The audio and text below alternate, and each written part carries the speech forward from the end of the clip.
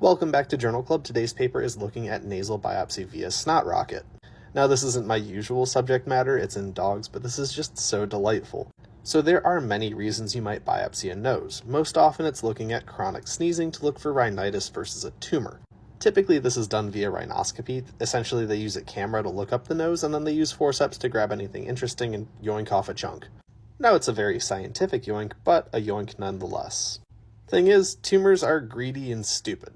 They tend to pursue aggressive growth despite the needs of the tissue around it, and so pedunculated tumors might get twisted around their stalk, or invasive tumors might end up eroding into things that are supporting them, like bone. They may also outgrow their vascular supply. Either way, spontaneous oronasal ejection, or sneezing, can knock chunks loose. It's less controlled and less sciencey than rhinoscopy, but a sample's a sample, right? Right? Well, that's the question that they're aiming to answer. So in this study, they looked at 21 nodules expelled via sneeze or by coughing from University of Georgia and Antech Diagnostics. Most of these dogs had a history of chronic sneezing. Some also had epistaxis or nasal discharge.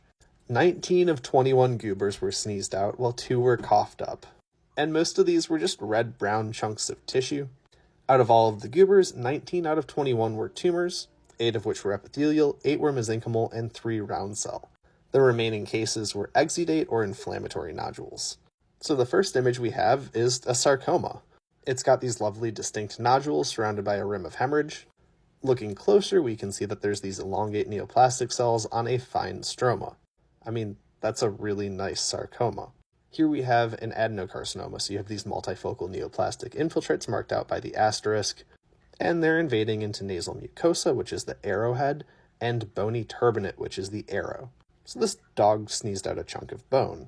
This is a sneezed out carcinoma. You can see it's composed of polygonal to columnar cells and palisading layers perpendicular to a basement membrane.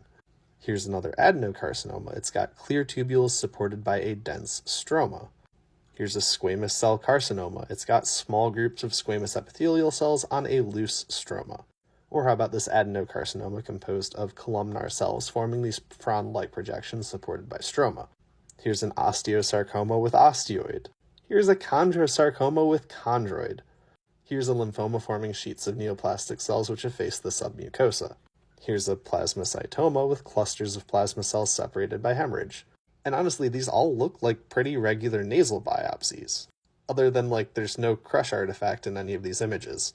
But if I were publishing this, I would pick a spot that doesn't have crush artifact and it would probably look a lot like this. They were even able to do immunohistochemistry for confirmation as needed on 4 of the cases. But yeah, the carcinoma looks like carcinoma, the lymphoma looks like lymphoma. More. The strawberries taste like strawberries. The snozberries taste like snozberries.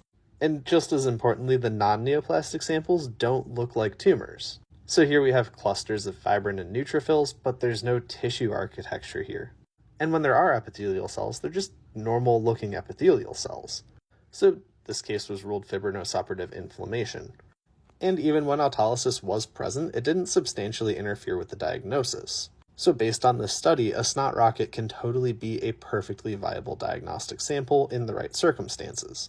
Now, the downside is that you lose the anatomic origin, but these tissues can always be complemented by diagnostic imaging to better determine the site of the primary tumor.